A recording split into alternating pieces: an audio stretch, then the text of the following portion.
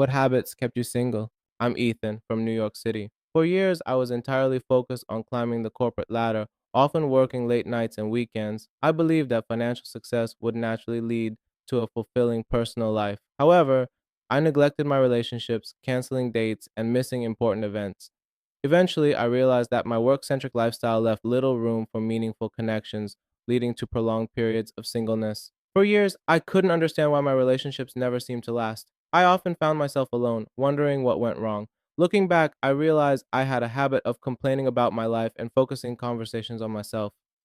I was rarely interested in my partner's thoughts or feelings, which made him feel undervalued. This behavior was a result of my insecurities, but I didn't realize it at the time.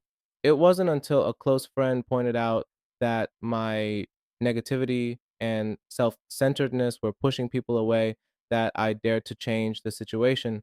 I began practicing active listening and working on maintaining a positive outlook. Over time, I found that my relationships with people improved and I was able to make deeper connections. My name is Liam, and I'm from Toronto. I always struggled with opening up emotionally, fearing that vulnerability would make me appear weak. In past relationships, I kept my guard up, avoiding deep conversations and emotional intimacy. This led partners to feel distant and disconnected, ultimately causing the relationships to end and leaving me single for extended periods. I had a checklist of qualities I expected in a partner, from physical appearance to specific hobbies and interests. This rigid set of criteria led me to dismiss potential partners who didn't meet all my expectations, even if we had a genuine connection. Over time, I realized that my unrealistic standards were a barrier to finding meaningful relationships, contributing to my prolonged singleness. My name is Mason, and I live in London. I often waited for potential partners to make the first move, believing that if someone was interested, they would approach me. This passive approach led to missed opportunities and reinforced my single status. It wasn't until I started taking initiative and expressing interest that I began forming meaningful connections. I'm Lucas from San Francisco. After a painful breakup, I became wary of new relationships, constantly fearing betrayal or disappointment. I compared new partners to my ex, looking for signs that history would repeat itself. This inability to let go of past hurts created a barrier to forming new, healthy relationships, keeping me single for a long time. In my younger years, I placed immense importance on my partner's physical appearance. I would dismiss potential matches over minor imperfections, believing I deserved someone perfect. This superficial approach led to shallow relationships that lacked depth and connection, keeping me single longer than I anticipated. I'm Sarah from Chicago. After witnessing my parents' tumultuous divorce, I developed a deep seated fear of commitment.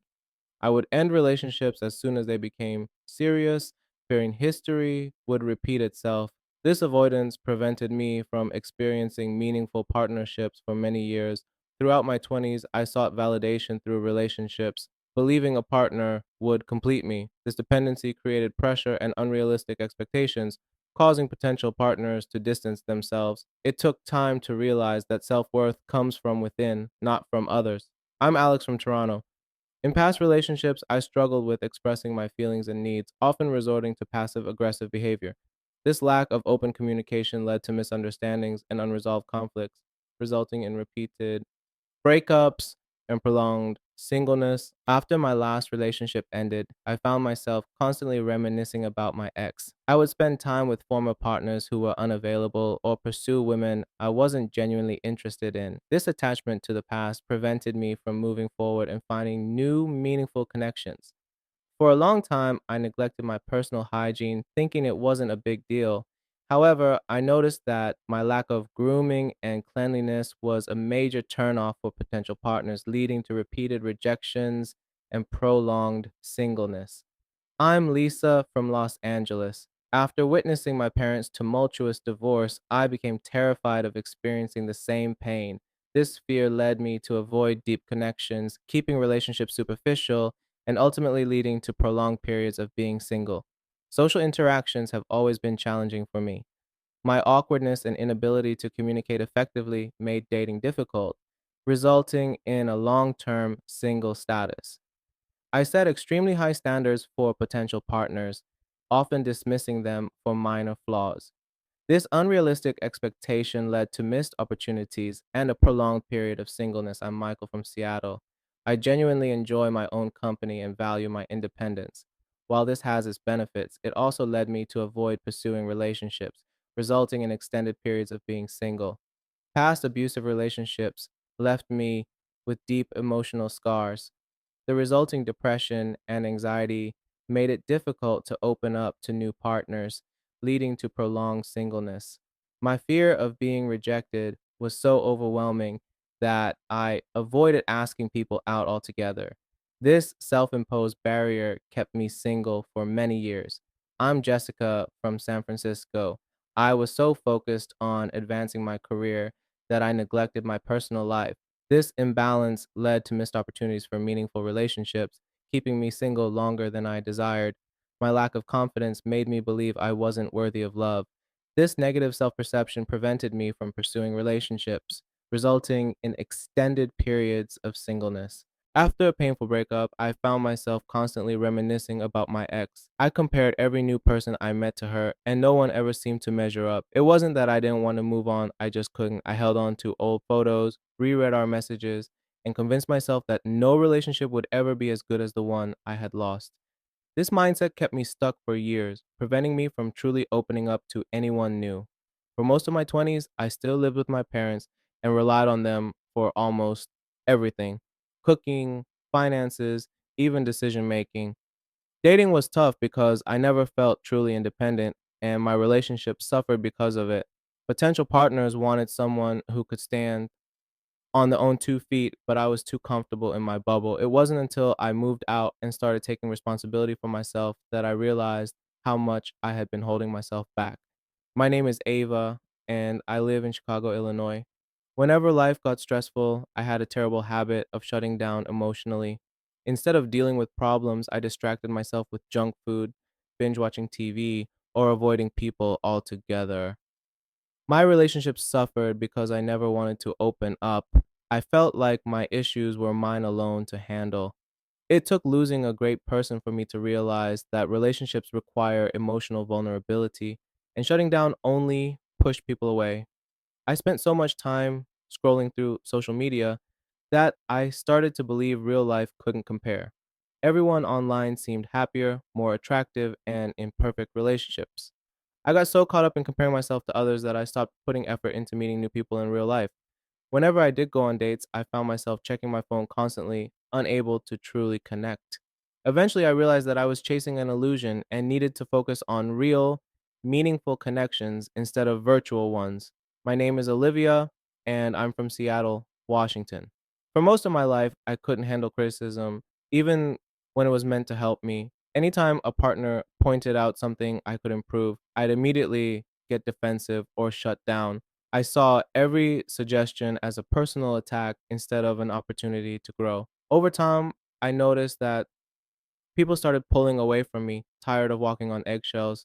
It wasn't until I did some real self reflection that I realized how much my defensiveness was hurting my relationships. I had a hard time handling criticism, no matter how constructive it was. Anytime someone pointed out a way I could improve, whether it was my boss at work or a girlfriend, I immediately got defensive. I'd either argue back, trying to prove I was right, or shut down completely. One of my exes once told me, "I feel like I have to walk on eggshells around you because you take everything so personally." I laughed it off at the time, thinking she was overreacting. Then, after a few more failed relationships, and even some friends slowly distancing themselves, I finally realized maybe I was the problem. Learning how to take feedback without feeling attacked changed not only my dating life, but my friendships and career too. Ever since I was a kid, I loved being the center of attention. It worked fine in high school and college where people loved my energy. But as I got older, I started to notice that my relationships felt shallow. On dates, I always made sure I was the most interesting person in the room. I'd interrupt, turn conversations back to myself, and if someone else was getting too much attention, I'd find a way to one up them. Eventually, people stopped calling me back, and I couldn't understand why until one guy told me, "Ew, it's exhausting being around you. You never stop performing." As that hit hard. For the longest time, I thought I was the perfect boyfriend, easygoing, drama free.